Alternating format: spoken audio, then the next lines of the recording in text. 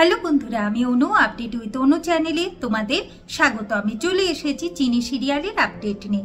চিনি সিরিয়ালে দেখা যাচ্ছে যে ডিভোর্সের কথা শুনে দ্রোণ আর চিনি খুবই ভেঙে পড়েছে।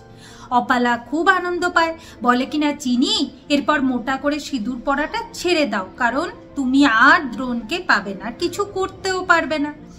এখন ভূতনাথ ভাবে যে তার মেয়ের কি হবে। এখন চিনি বলে যে আমি দু মায়ের কথা রাখতে এসব কাজ করছি। এইদিকে চারুকেশী দেখে যে হেমাঙ্গিনী দুটো খাতা নিয়ে ছুটছে, দিয়ে নিজের আলমারিতে রেখে দিচ্ছে। এখন চারুকেশী জিজ্ঞাসা করলে তো হেমাঙ্গিনী সত্যিটা বলে না, বলে কিনা দেওরের স্মৃতি সে আলমারিতে রেখে দিচ্ছে। আর এটাও জানায় যে চিনি আর দ্রোণের ডিভোর্স হতে চলেছে।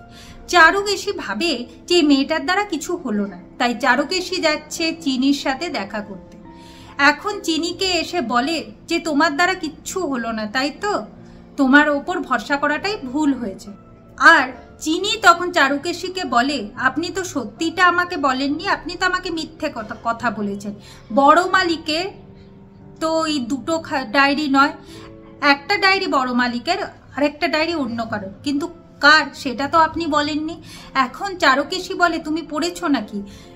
চিনি বলে আমি একটা পাতা পড়েছি, তাতে যা বুঝেছি। এখন চারুকেশী বলে শোনো চিনি, যদি তুমি এই কাজটা না করতে পারো তোমার কিন্তু বড় বিপদ।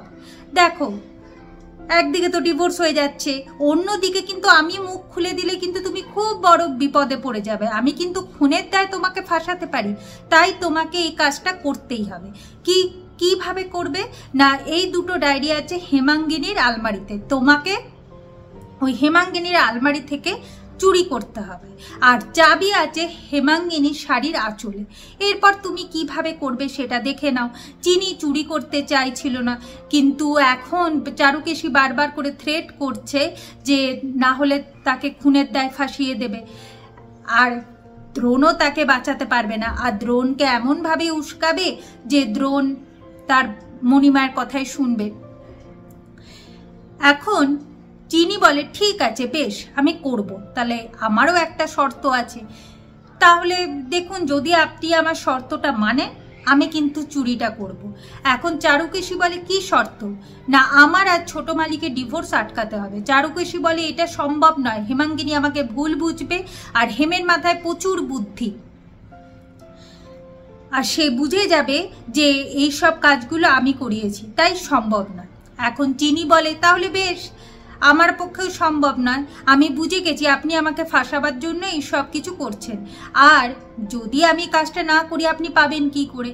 আর এটাও ভাবুন যদি ডিভোর্স হয়ে যায় আমাকে তো এই বাড়ি থেকে তাড়িয়ে দেবে, তাহলে আপনি কাজটা কাকে দিয়ে করাবেন? তাই বলছি আমার মাথার উপর দিব্যি দেওয়া আছে, কিন্তু ছোট মালিকের মাথার উপর কোনো দিব্যি দেওয়া নেই, তাই আপনি পারবেন ডিভোর্সটা আটকাতে। কিভাবে ডিভোর্স আটকাবেন সেটা ভেবে নিন। এইদিকে উকিল চলে এসছে, এখন শুধু সই করার অপেক্ষা। অলরেডি দ্রোণ তো এসে উপস্থিত, এরপর চিনিও এসেছে। উকিল চিনিকে বলে আগের বার তো তুমি ডিভোর্সের কাগজ নষ্ট করেছো, এবারে তুমি মন থেকে করবে তো, না আমাকে পরে ফাঁসিয়ে দেবে? চিনি এরপর সইটা করে আর মনে মনে ভাবতে থাকে যে ছোট মালিক সত্যি আপনি নিষ্ঠুর, যদি আপনি আমাকে একটু ভালোবাসতেন তাহলে এত বড় সিদ্ধান্তটা নিতেন না। এখন চারুকেশীর কি কাজ? ডিভোর্সটা আটকানো।